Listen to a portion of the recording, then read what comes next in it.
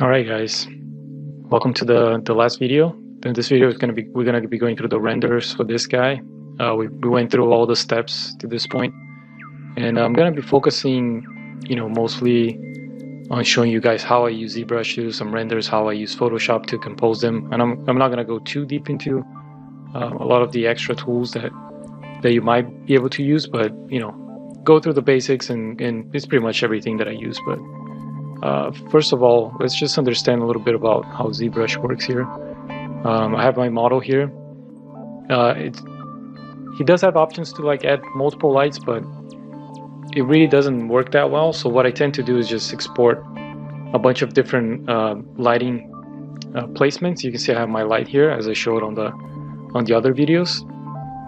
So one thing you have to change here, and I already have some settings ready for this guy, but I'll reset how ZBrush starts like this. So usually I take the blur down to 0 so it doesn't blur any of my shading and doesn't create any weird artifacts.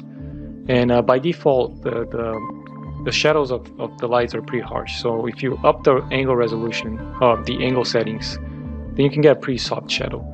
I'll give you an example. Like if I do a render with this one, just press the BPR. The shortcut is Shift R. So if I just do a render here real quick, you can see it's gonna give me pretty harsh shadows. See, very strong shadows. So this really depends on what you want to do in your project. I tend to just soften the shadows a little bit. If I put 20 here, it gives me a nice result. The more I have here, the more rays I would need, because the shadow is going to start to get, the resolution is going to start going down. Just for the sake of demonstrating here, I'm going to leave it at 12, but usually I go up to about 30 or 35 to get a nice shadow. So if I just turn off the colors here real quick, we can see a little bit better what's going on. So if I do do a quick render, you see I'm gonna get pretty soft shadows. It's still pretty harsh, so I'm gonna up the angle a little bit more. Let's throw some 40. But it already gives me a very nice result of this, and I'm using just the standard material. I'm not playing with any crazy material. Usually I kind of play with the spec a little bit. I tend to just remove the spec from these base renders, and then we're gonna add the spec later. So I did a couple just portfolio kind of sculpting renders with this gray shader. They tend to look very good, and they don't need a lot of work.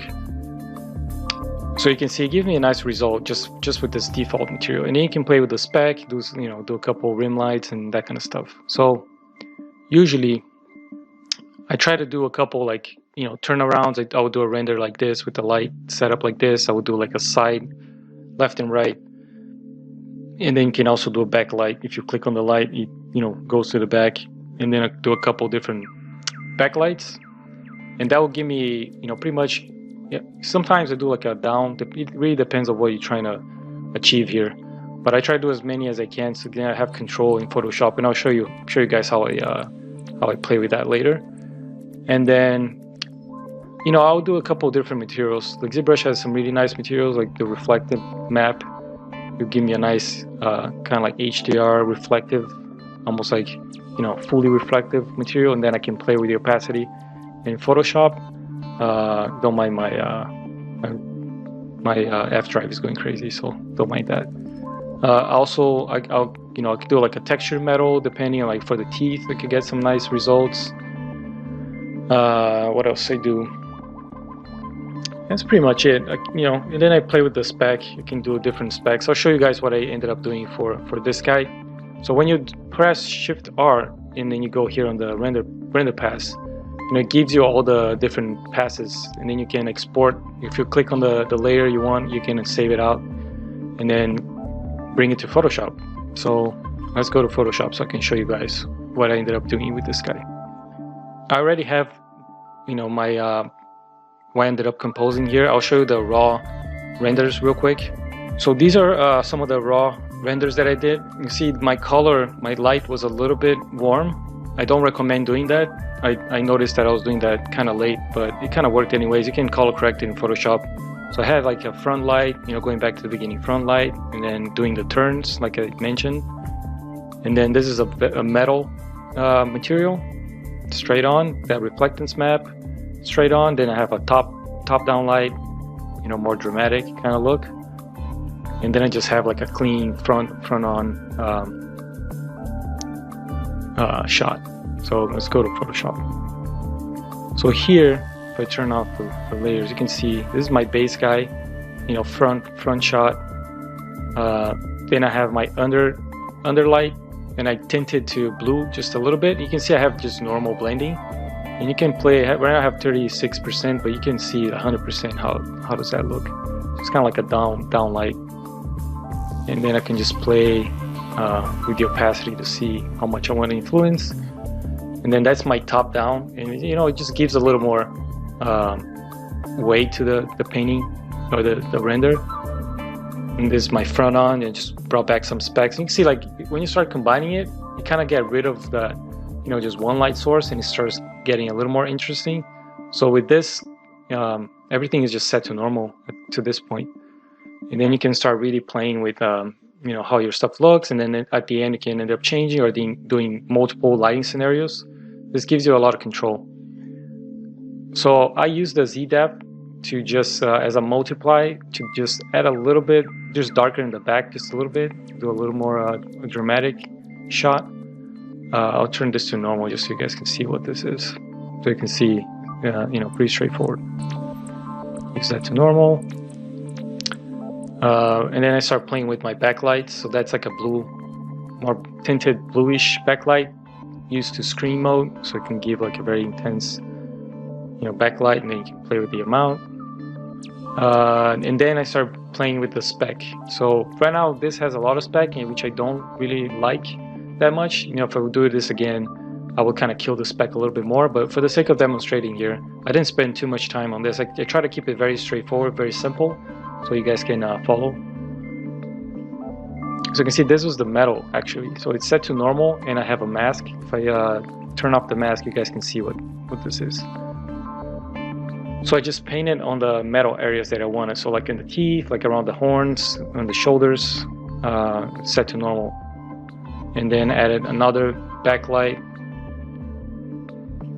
And then another rim light to the other side. Set to screen, same process.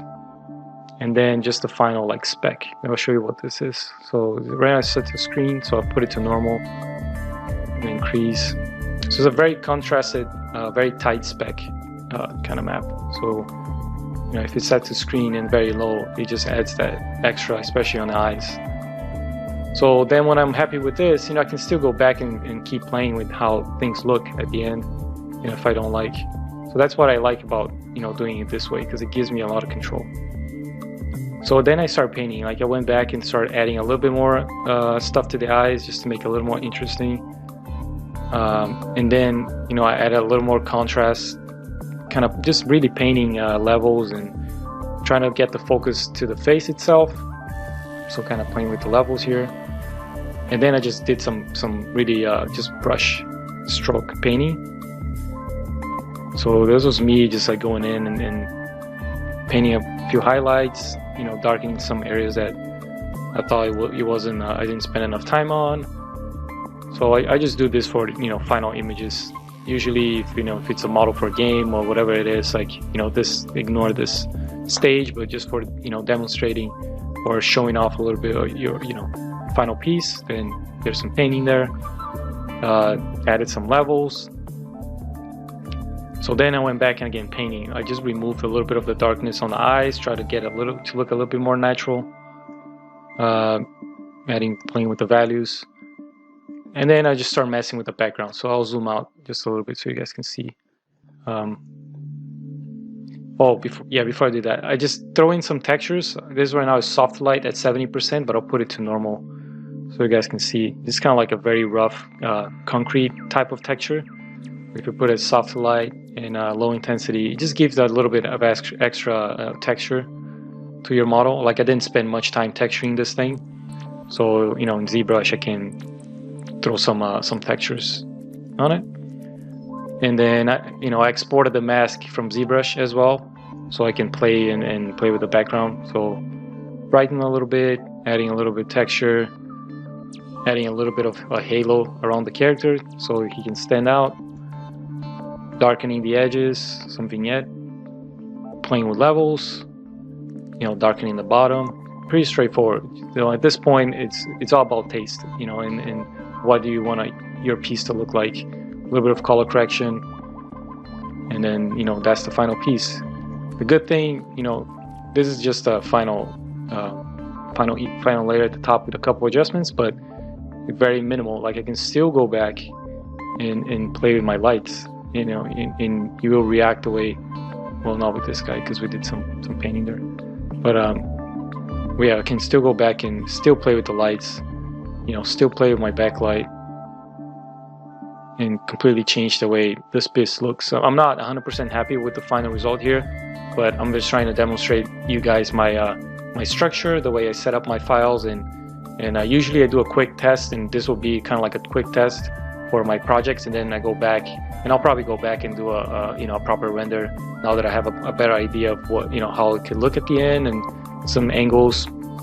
One thing that's not very helpful is just when you have a render set up in like Keyshot or a different render, and you can like change the angle of the camera and then just re-render, and you get the same result. Here you have to go through this process again. It's a quick process. Like this would probably take me about 20 minutes to put together, so I can do a lot of these, but it'll take a little bit longer than a different render. But if you look at some of my projects, you can kind of break it down this way and kind of identify some of the stuff that I did. So yeah, guys, I hope you guys enjoyed the process. This was really fun little guy, kind of show off a little bit of my techniques and what I went through, even my thought process. It really varies, like project to project, how much painting I do versus how much just design oriented, or how much detail I put on some piece. But overall, for personal projects, this is kind of my process. And yeah, I hope you guys enjoyed, and see you all next time. Have fun.